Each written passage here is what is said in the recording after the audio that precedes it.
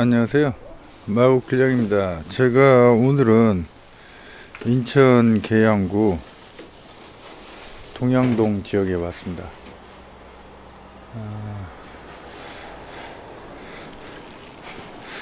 이 앞에 보이는 곳은 계양 테크노밸리 개발 예정 지구고 특별계획구역이고요. 바로 옆에는 동양동 빌라촌입니다.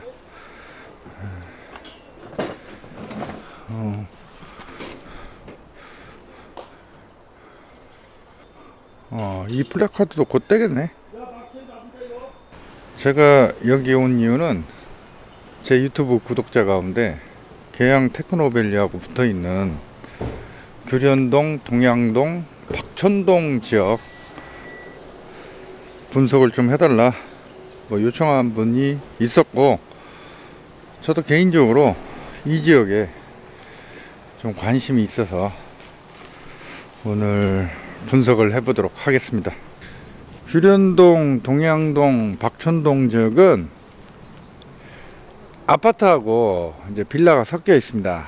아파트는 제 계산으로는 한 6,000세대 정도, 5,500에서 한 6,000세대 정도 되고, 빌라는 한 7,000세대 정도 되는 것 같아요. 빌라하고 다가구, 상가주택 이런 건 다 합쳐서 7,000세대 정도 되는 것 같은데, 이들 지역에 이제 관심이 있다면 빌라하고 좀 아파트 이제 나눠서 봐야겠죠. 결국 이제 빌라에 관심이 있다면, 좀 오래 뒤의 일이지만 결국 재건축이나 재개발 가능할 것이냐, 이게 핵심 사항이겠죠. 결론을 먼저 말씀드리면 이들 세 지역은 입지가 좋습니다. 왜? 계양 테크노밸리에 딱 붙어 있으니까. 서쪽에 딱 붙어 있어요.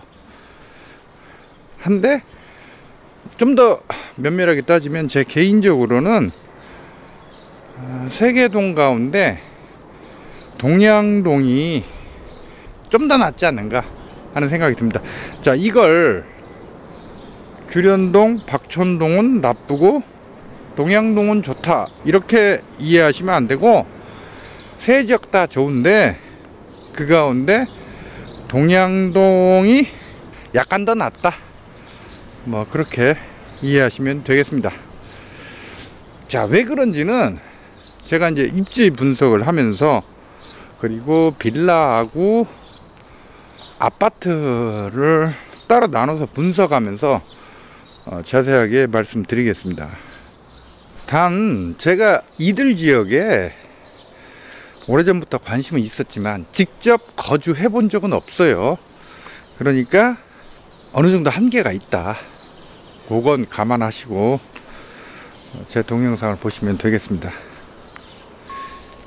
이 세 개 동이 계양 테크노밸리에 딱 붙어 있어 가지고 입지가 똑같다고 생각하실 분이 많을 것 같은데, 제 생각은 안 그렇습니다. 제가 좀 면밀하게 좀 분석을 해 봤더니 입지가 조금씩 차이가 있습니다. 그거에 대해서 오늘 자세하게 말씀드리겠습니다. 이 그림은 지난해 계양 테크노밸리 사전 청약할 때 LH에서 제작한 홍보 동영상입니다. 계양 테크노밸리가 총 17,000세대 들어섭니다. 계양 테크노밸리는 5개의 별이가 있습니다. 발전축이죠. 계양별이 1은 자족기능 활성화축, 2는 상생교류축, 3은 근린주구 활성화축, 4는 중심기능 활성화축, 5는 상생융합축, 1터, 3터 이렇게 되어 있어요. 계양 테크노밸리 업무단지가 30만 평이나 돼요. 굉장히 커요. 마곡지구가 37만 평이거든요. 그것보다 약간 작은 정도예요. 이 별이에 대한 LH 홍보 동영상의 성격 규정을 봤을 때, 이 북쪽 지역은 정말 본격적인 기업용 업무단지고, 남쪽 지역은 업무 단지가 이때 동시에 주거 기능도 겸하는, 그래서 상생융합축 1터 3터라고 이 설명을 달아놨겠죠. 이건요, 어디에서도 이 성격이 명확하게 드러나냐면요, 계양 테크노밸리 17,000세대 그 아파트가 전부 다 남쪽 지역에 들어서요. 북쪽에는 기업 업무단지만 조성되지 아파트가 전혀 들어서지 않아요. 자, 이건요, 제 개인적 생각으로는 굉장히 중요한 걸 시사하고 있어요. 자, 먼저 기억하세요. 계양 테크노밸리는 남부로 긴데 업무단지 면적이 거대한데 북쪽 지역의 업무단지가 본격 기업용 업무단지다. 남쪽은 주거 기능을 겸하는 업무단지다. 이게 첫 번째고요. 두 번째는요, 결국 계양 테크노밸리 바로 서쪽에 붙어있는 규련동, 동양동, 박촌동에 우리가 관심을 갖는다면 여기 아파트하고 이제 빌라에 그리고 다가구에 관심을 갖는 건데, 중요한 건 또 뭐겠어요? 미래 가치에서 이게 재건축 여부잖아요. 재건축 여부. 특히 빌라 다가구 같은 경우는 제 생각이에요. 개인적 판단으로는 북쪽 지역에 업무단지가 조성되는데 아파트는 전혀 없다. 이 얘기는 결국 장래에 이 규련동과 동양동 지역에 있는 기존 주택에 재건축을 염두에 두고 일부러 북쪽 지역에는 새로 아파트를 집어넣지 않은 것 아닌가 하는 생각이 든단 말이에요. 부동산 카페에서 보면 어떤 지역의 재건축, 재개발은 해당 지역 주민들의 의지가 제일 중요하다 이렇게 주장하시는 분들이 많은데 저는 생각이 달라요. 재건축, 재개발은 주민들의 의지도 중요하지만 그것보다 더 중요한 게 핵심이 뭐냐면 해당 지자체에서 어떤 권역에 대한 지구 단위 계획을 어떻게 세우느냐, 이게 더 중요해요. 훨씬 핵심이에요. 이게 좌우를 해요.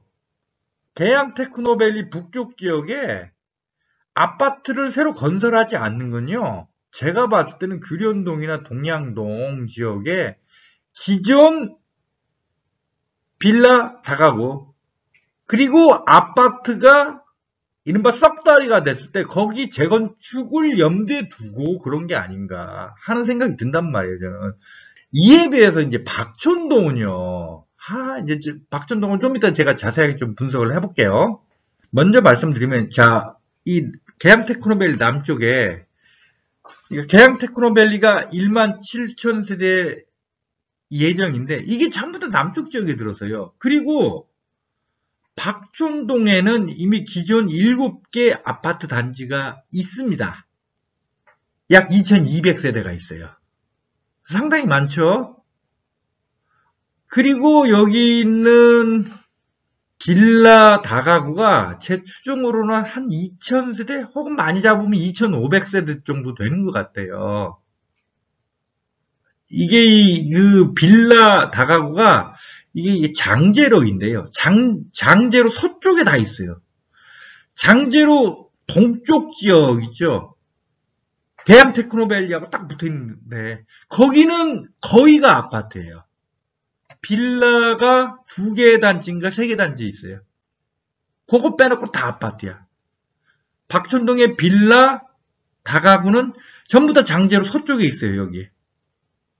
근데 여기 남쪽 지역에 신축 아파트 17,000세대 들어서죠. 기존 아파트가 2,200세대가 있어요. 그렇다면 여기 있는 이 장제로 서쪽에 있는 빌라 다가구, 여기에 대규모 정비 사업이 벌어질 수 있도록 인천시가 지구 단위 계획을 수립해 줄 것인가? 여기에서 살짝 제가 퀘스천 마크가 들어요. 그거 외에도 좀 더 따져봐야 할 게 있습니다. 그 내용은 이 동영상 뒷부분에 좀 자세하게 설명하도록 하겠습니다. 먼저 기억하실 게, 이 규련동, 동양동, 박촌동은 이게 법정동입니다. 행정동이 아닙니다. 우리나라는 법정동하고 행정동이 있죠? 그러니까 주민센터 있다면 그게 행정동이에요. 그래서 주민센터가 없는 동들이 있어요. 그런 게 법정동이라고.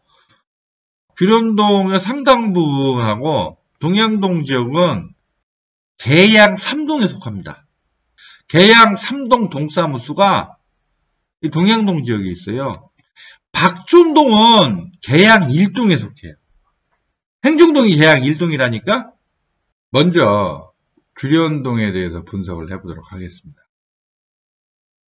이 규련동의 가장 큰 장점은 계양 테크노밸리하고 붙어있다시피 하다는 거죠. 1.2km가량 떨어져 있습니다.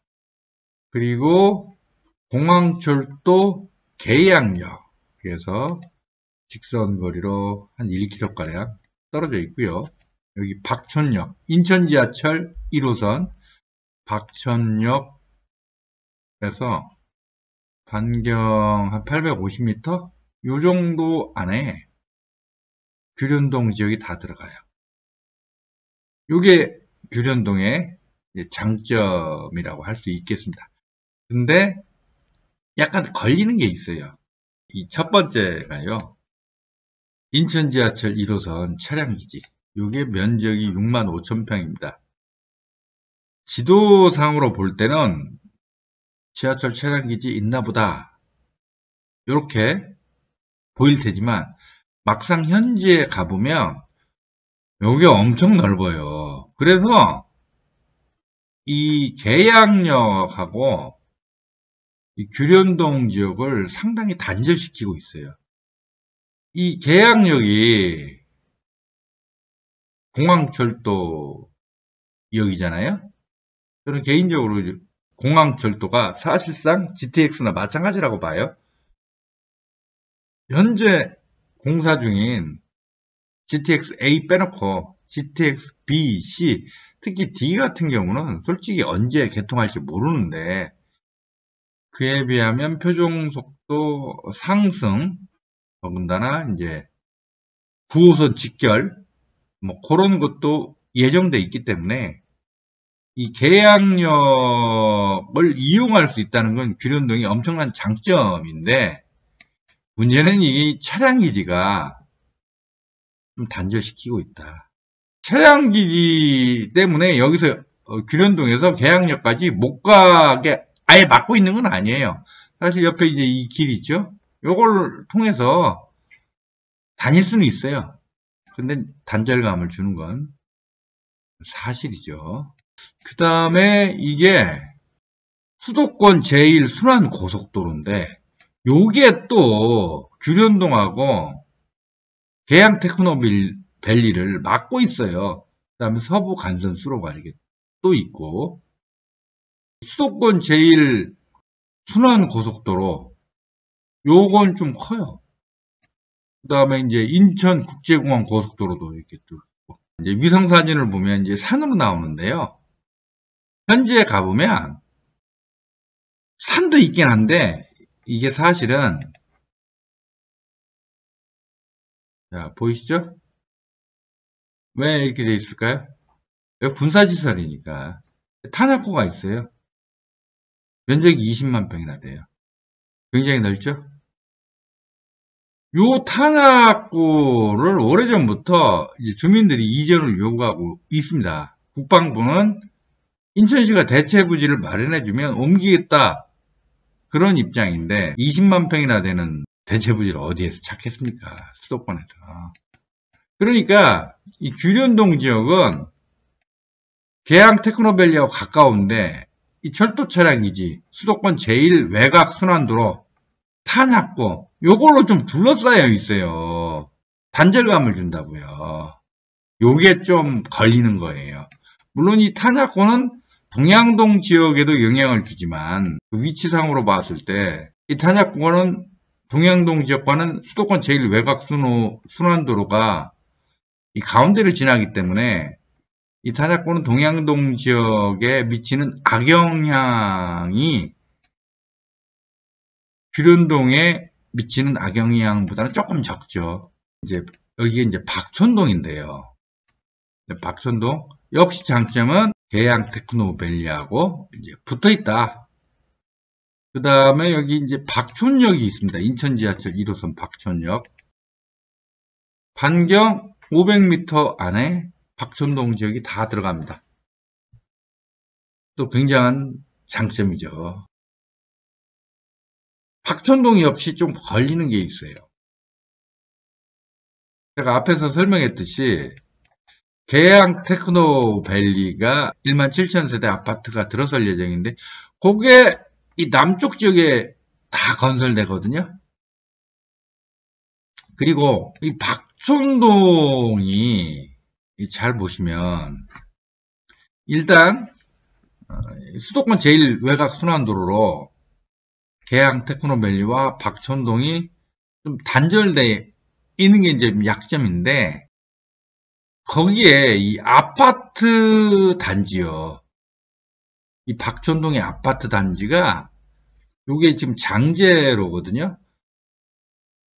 장제로 동쪽 지역에 집중돼 있어요. 요게 다 합치면 한 2,200세대 정도 돼요. 물론 이 장제로 서쪽 지역에도 아파트가 있지만 저는 이제 드는 생각이 제 개인적인 이제 추정인데 계양 테크노밸리 남쪽에 아파트가 집중 건설되는데 또 계양 테크노밸리하고 가까운 박촌동 지역은 또 아파트 단지예요. 그러니까 여기는 아파트가 많이 있는 거라고요. 그렇다면 장제로 서쪽 지역에 이게 빌라, 다가구, 정말 한 50년 된 옛날 구옥, 상가주택 이런 게 이제 여기 밀집돼 있는데요. 요게 나중에 정비 사업이 벌어질 수 있을지에 대해서는 약간 이제 퀘스천 마크가 생기는 거예요. 부동산 카페에서 보면 재건축 재개발은 주민들의 의지가 가장 중요하다 이렇게 주장하시는 분들이 많은데 제가 볼 때는 안 그렇거든요. 가장 중요한 건 해당 지자체에서 어떤 권역에 대해서 지구 단위 계획을 어떻게 수립하느냐 이게 결정적이에요. 근데 이 계양 테크노밸리 남쪽 지역에 아파트가 밀집돼서 들어서는데 과연 여기까지 인천시가 대규모 아파트 단지로 나중에 재건축 재개발을 하도록 지구 단위 계획을 세울 것인가? 거기에 조금 걸린단 말이에요. 좀 퀘스천 마크가 있어요.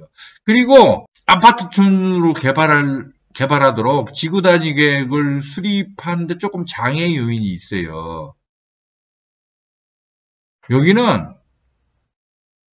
이게 좀 손대기 힘든 구조예요. 여기는 주택 형태라든지 주택 형태가 좀 다양하고 그 다음에 주택별로 연차가 많이 차이 나요. 이런 지역은 재건축 재개발하기가 조금 만만치 않거든요. 섞여 있으니까 그런 좀 약점이 있어요. 여기가 박촌동 지역입니다.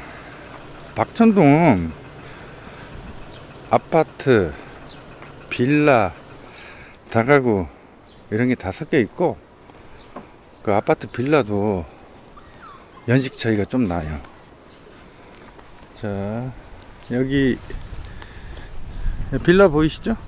요건 뭐 30년 됐거나 30년 넘었거나 그럴 것 같네요. 앞에 보이는 것도 참 빌라, 진짜 옛날 빌라네. 3개층으로 된가, 반지하 1층 2층. 저런 건 진짜 오래된 빌라예요.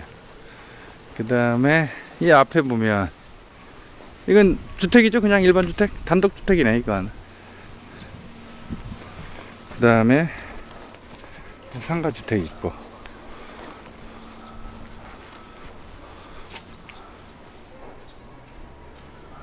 하우스 스토리 아파트 있고, 앞에도 우신 프라임. 이건 빌라인가? 빌라겠죠 이거? 근데 독특하게 1층에 상가가 들어가 있네요. 그 다음에 미르 드림빌 여기 빌라고요. 여기 빌라가 많아요. 그리고 동양동, 규련동하고 다르게 전봇대가 있죠. 그러니까 이곳은 원래 자연스럽게 마을이 있었던 곳인데 이제 구옥이 이제 집이 단독주택이 나가니까 그게 업체에게 팔려서 이제 빌라로 바뀌었겠죠. 그렇지만 여전히 구옥 상태로 남아있는 것도 있고, 일부는 뭐 상가주택 되고, 또 어디는 또 아파트 들어서고, 그러니까 다양한 건물 형태가 섞여 있는 거죠. 여기는 이제 길도 구불구불해요. 그러니까 서울 외곽, 경기도 지역의 아주 전형적인 모습, 그 모습을 보여주는 마을이에요. 이것도 빌라인데, 이건 뭐 거의 30년 돼 보이는, 25년은 넘었겠네. 30년 돼 보이는 빌라고요. 요건 한 15년 정도 돼 보이네요. 여기가 장제로 서쪽 지역의 빌라촌인데요. 박촌동이 장제로 동쪽, 그러니까 계양 테크노밸리하고 딱 붙어 있는 곳은 거기가 아파트 단지예요. 근데 이 서쪽 지역은 빌라들이 많아요.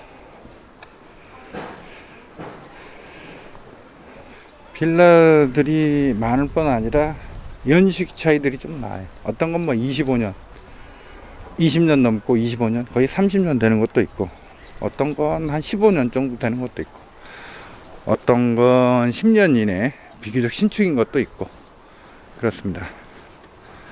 오, 이건 정말 옛날 구옥이네.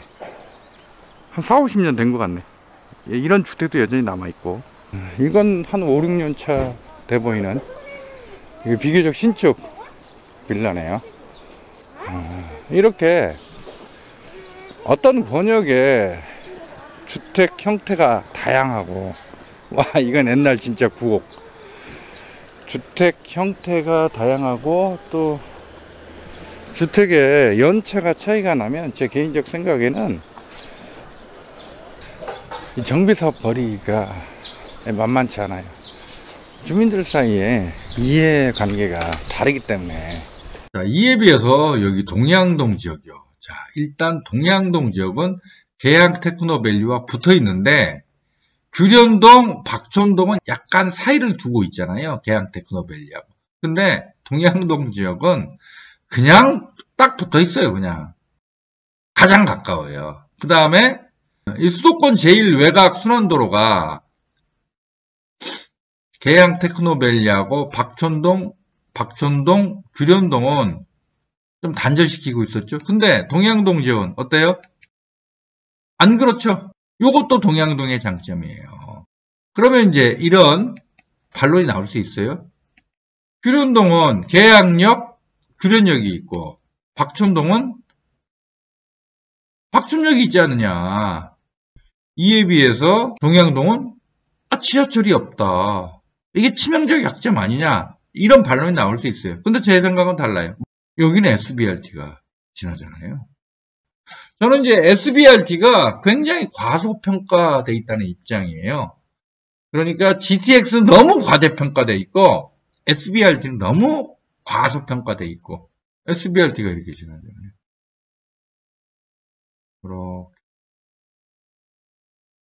그러고 보니까 SBRT는 이 박촌역도 지나네요. 이건 박촌동이 더 장점이에요. 그리고 동양동은 아까 앞에 말씀드렸죠.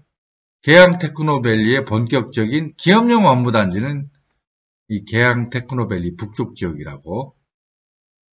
그런데 또 하나의 장점이 있어요. 이건 규련동도 마찬가지인데, 뭐냐면 이 동양동에 가보면 아파트도 있지만 대부분이 빌라촌이거든요. 여기는 아파트 6개 단지밖에 없어요. 규련동은 4개 단지밖에 없고, 여기 동양동의 빌라촌은 다른 데서 볼 수 없는 빌라촌이에요.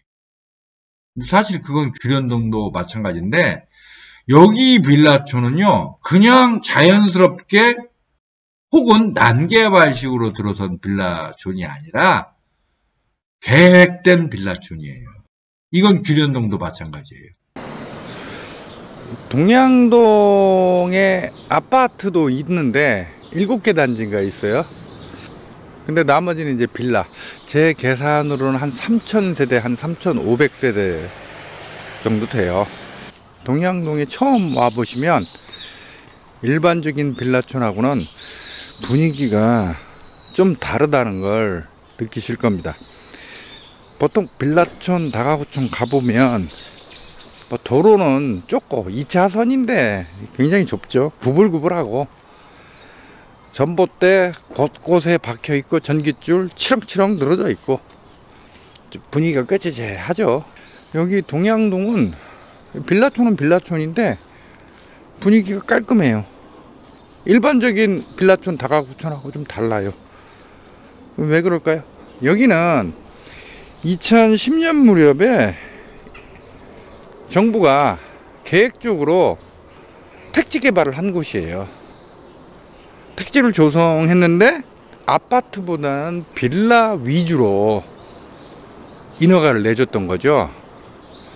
보시면 알겠지만 여기는 길거리에 전봇대가 없어요.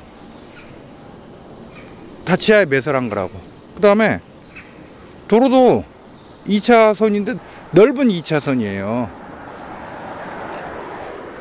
도로도 반듯반듯하고 그래서 쾌적하다고요. 그리고 중요한 게 여기는 빌라 인허가를 내줄 때 한 세대당 주차 한 대를 의무화했다고 하더라고요.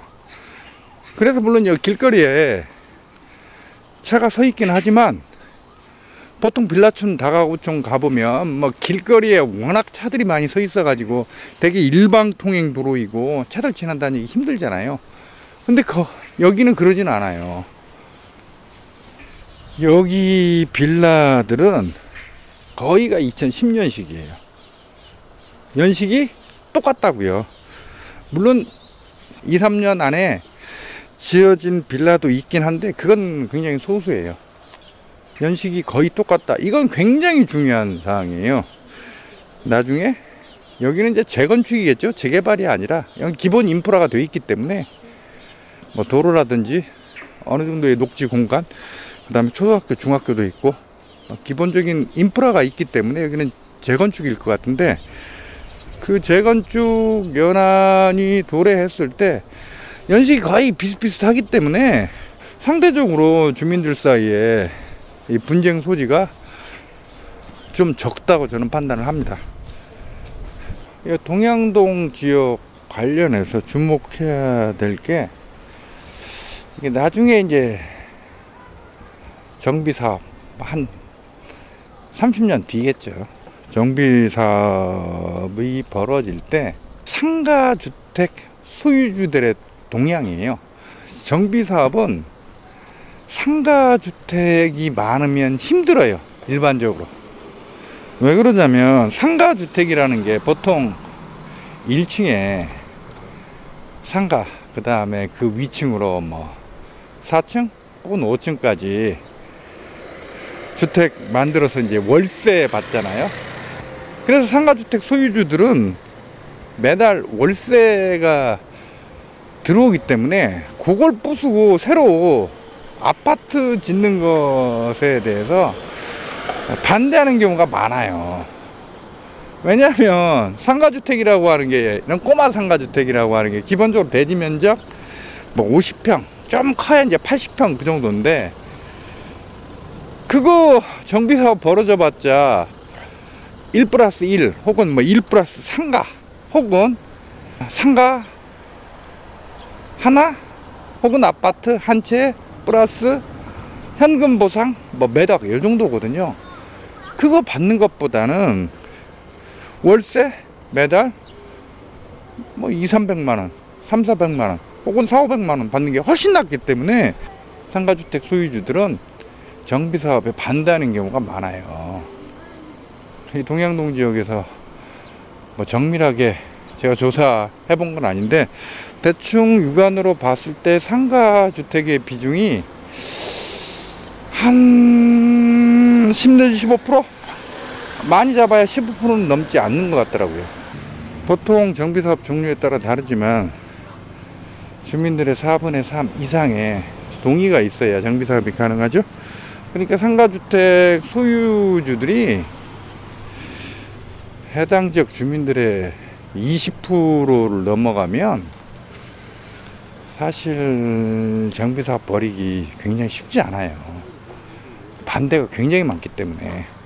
그런 면에서 동양동 지역은 아무튼 제가 현재 판단하기로는 나중에 재건축 얘기 나왔을 때 좀 더 좀 쉽지 않을까 하는 생각이 듭니다.